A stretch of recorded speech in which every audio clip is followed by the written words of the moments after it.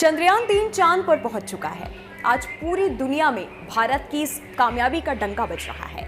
ये गुणगान लाजमी भी है क्योंकि भारत का चंद्रयान-3 चांद के उस हिस्से पर चहलकदमी कर रहा है जहां आज तक दुनिया का कोई भी देश नहीं पहुंच पाया।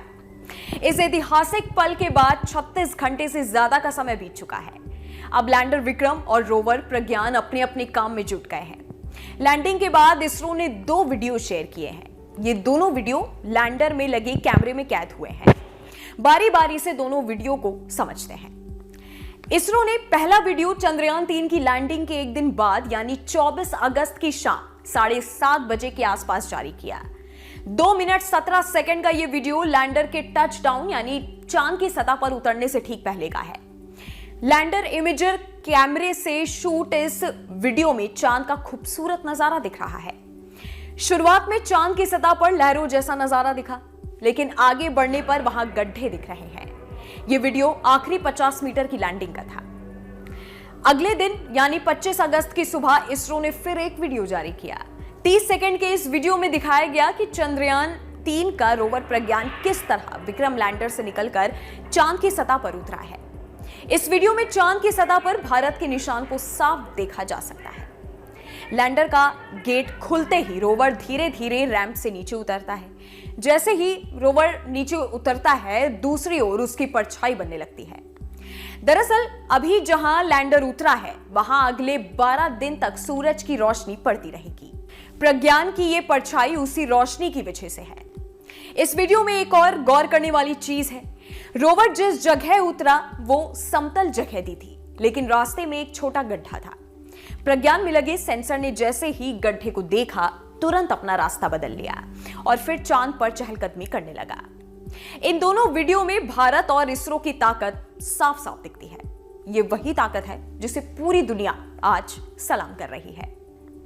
इस वीडियो में फिलहाल इतना ही। हमारे YouTube चैनल न्यूज नेशन पर तमाम विषयों पर खबर उपलब्ध है और भी लेटेस्ट जानकारी के लिए आप हमारी वेबसाइट newsnationtv.com पर विजिट कर सकते हैं।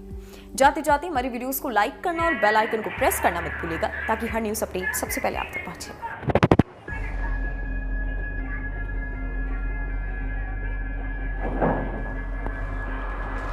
जी हाँ, आप अपनी स्क्रीन पे देख सकते हैं lander module. People are applauding.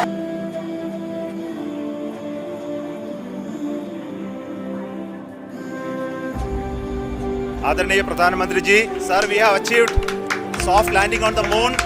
India is on the moon. 23 अगस्त 2023 finally we did it. India moon के साउथ पोल पर लैंड करने वाली पहली और यूएस, रशिया और चाइना के बाद मून पर सॉफ्ट लैंडिंग करने वाली चौथी कंट्री बन चुकी है। और फ्रेंड्स, जैसे ही प्रज्ञान रोवर बाहर निकला, वैसे ही इसरो वालों ने रोवर के मून की सतह पर चलते ही एक बहुत ही बढ़िया पिक्चर भेजी है जिसे मैं कुछ ही देर में रिवील करूंगा। वो इमेज देखकर हर भारतीय का सीना गर्व से चौड़ा हो जाएगा, because it is a proof that we are finally on moon. And you won't believe friends, but इस सक्सेस की छाप हमेशा चांद पर बनी रहेगी, क्योंकि जैसे ही प्रज्ञान रोवर सरफेस पर चलना शुरू करेगा, वो उस पर कार्व किए गए अशोका स्तंभ और इसरो के लोगों के इंप्रिंट्स कुछ इस तरह से पीछे छोड़ेगा। इसरो के इस सक्सेस को देखकर इसमें इंडियन स्टार्टअप का इन्वेस्टमेंट्स कई गुना बढ़ गए। आई मीन, जहां पर 4 साल पहले सिर्फ 10 इंडियन स्पेस स्टार्टअप्स इसरो के मिशन में इन्वेस्ट कर रहे थे, वहीं पर अब यह आंकड़ा 140 पर आ चुका है। एंड नॉट जस्ट दिस, बड़े बड़े कंट्रीज लाइक जापान और यूके भी इसरो के साथ कोलैबोरेट करने के लिए तैयार हो चुके हैं। इस कोलैबोरेशन में उन्होंने इसरो के साथ 2 नए स्पेस मिशंस प्लान किए हैं, जिसकी वजह से हम ये बिल्कुल कह सकते हैं कि आज इंडिया के साथ साथ बाकी सभी कंट्रीज को भी इसरो पर पूरा भरोसा है।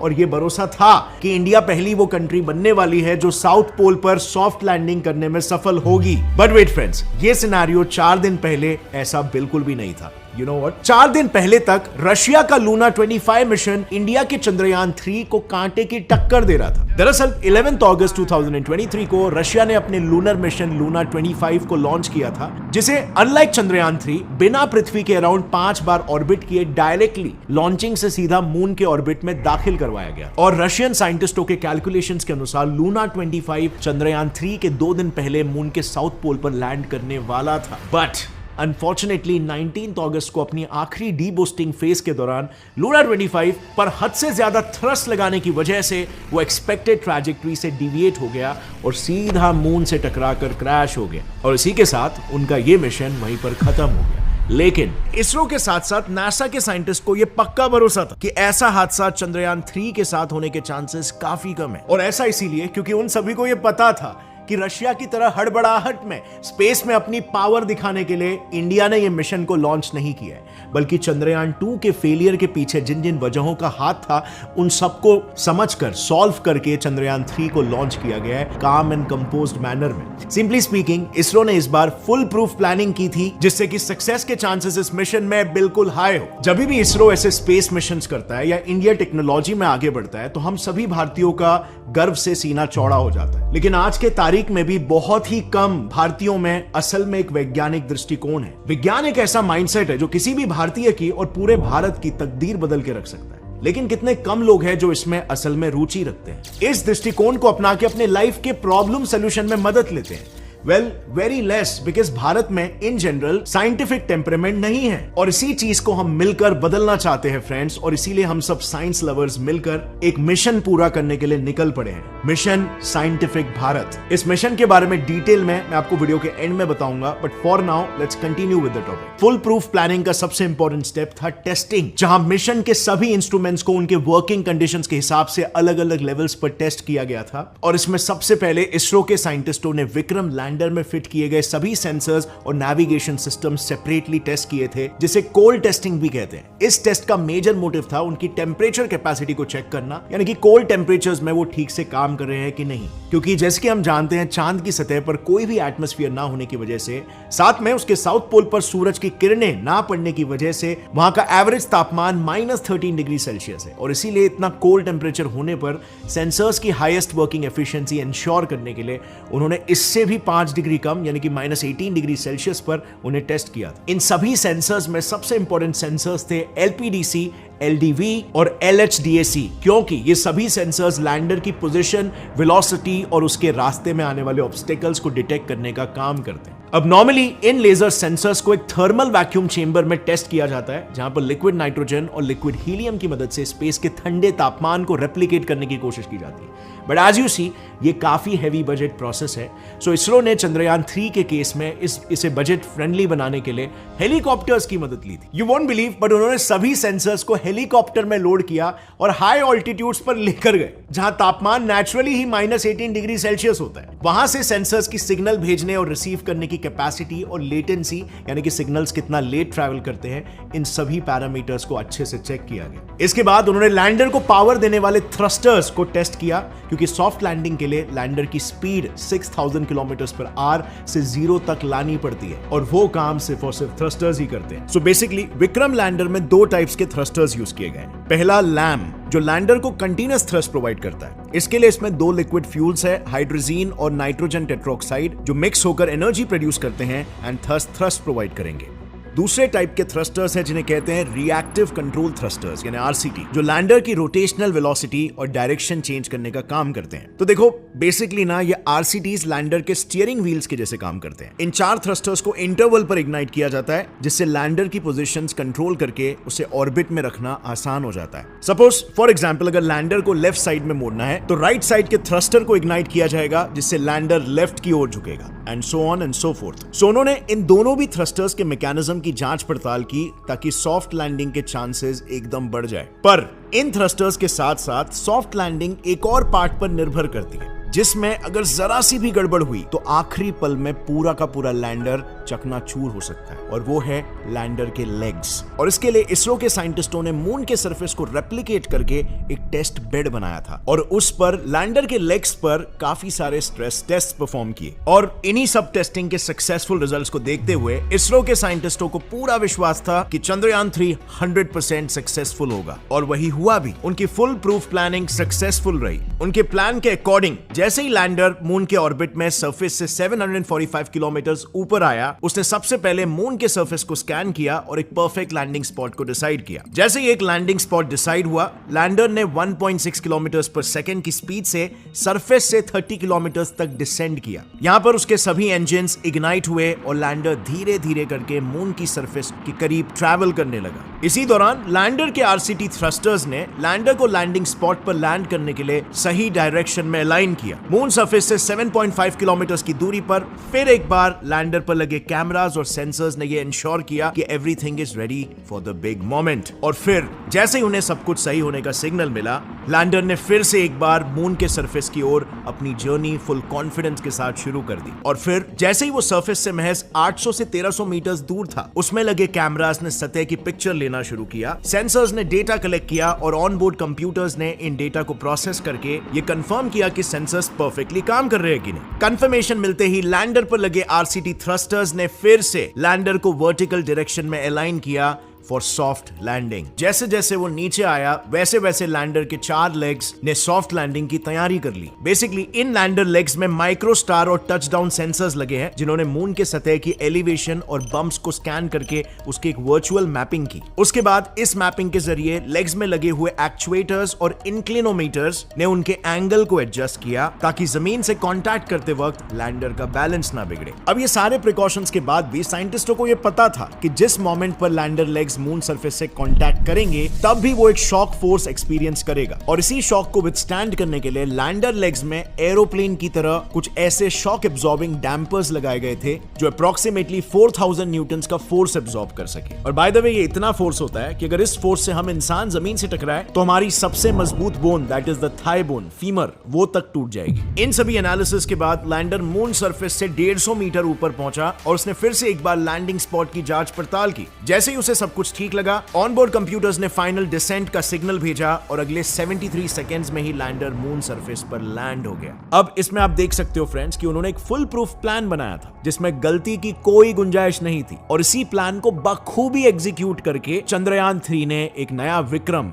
अपने नाम कर लिया। अब लैंडिंग के कुछ 4 घंटे बाद लैंडर से एक रैंप के जरिए प्रज्ञान रोवर डिसेंड हुआ, जिसकी पहली इमेज पृथ्वी पर आ भी चुकी है। ये है वो image and it's mind blowing. अब इसके बाद उसने सबसे पहले रिसीव ट्रांसमिट एंटेना की मदद से लैंडर के साथ कम्युनिकेशन एस्टैब्लिश किया सो दैट लैंडर रोवर की इंफॉर्मेशन पृथ्वी तक पहुंचा सके। अब ये एंटेना किसी नॉर्मल टीवी के डिश की तरह ही सिग्नल सेंड और रिसीव कर सकता है, but there is a catch. इस कम्युनिकेशन के लिए उसे हमेशा लैंडर से 500 मीटर के रेडियस में ही रहना होगा, और अगर वो ये थ्रू आउट मेंटेन कर लेता है, this would be the start of the actual mission, जो है मून के सरफेस की केमिकल टेस्टिंग। अब इसमें फ्रेंड्स उसकी मदद 2 इंस्ट्रूमेंट्स करने वाले, अल्फा पार्टिकल एक्सरे स्पेक्ट्रोमीटर और लेजर इंड्यूस ब्रेकडाउन स्पेक्ट्रोस्कोपी। इनमें से LIBS मून के सॉइल में पड़े केमिकल कंपोनेंट्स को एक्साइट करेगा। इससे उन केमिकल्स में से अलग अलग waves like alpha waves and X rays निकलेंगे, जिन्हें रोवर पर लगे APXS फिर डिटेक्ट करके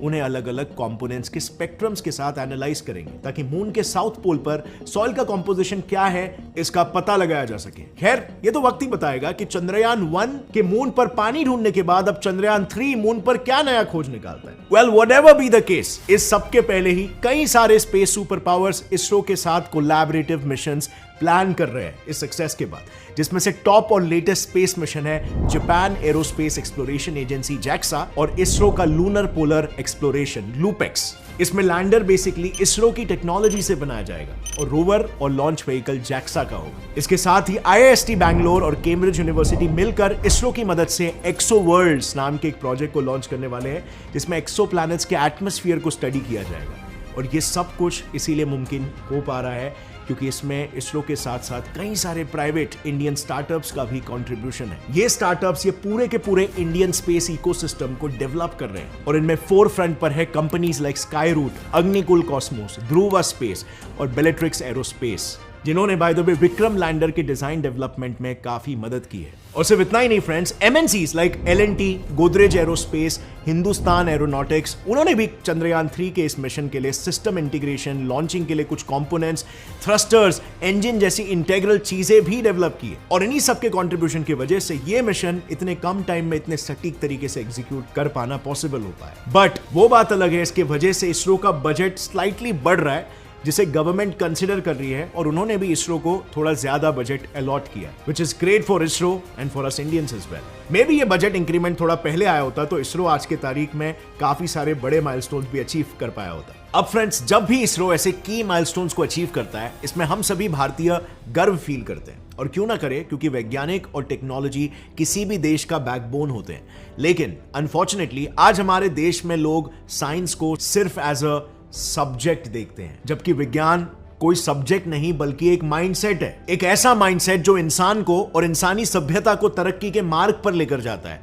और इसीलिए ये हमारा मिशन है फ्रेंड्स कि हम इस देश में वैज्ञानिक दृष्टिकोण को इस कदर फैलाना चाहते हैं कि बच्चा बच्चा साइंस से प्यार करने लगे। इस मिशन को पूरा करने के लिए हमने एक डिस्कॉर्ड सर्वर बनाया है जिसके 3 मुख्य ऑब्जेक्टिव्स हैं। नंबर 1, कम्युनिटी मेंबर्स के ज्ञान और क्यूरियोसिटी के नीड्स को सेटिस्फाई करना। नंबर 2, साइंटिफिक सॉल्यूशन से प्रैक्टिकली उनकी लाइफ और करियर के प्रॉब्लम्स को सॉल्व करने में मदद करना।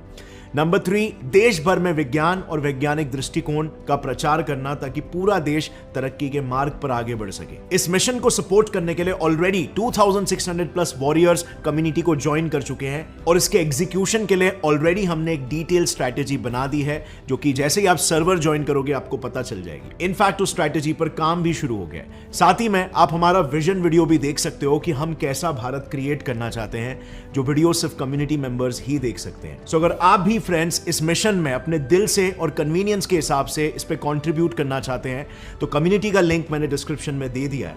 हमें साथ मिलकर इसे पूरा करना होगा। I will meet you face to face soon. Till then take care. जय विज्ञान, जय हिंद।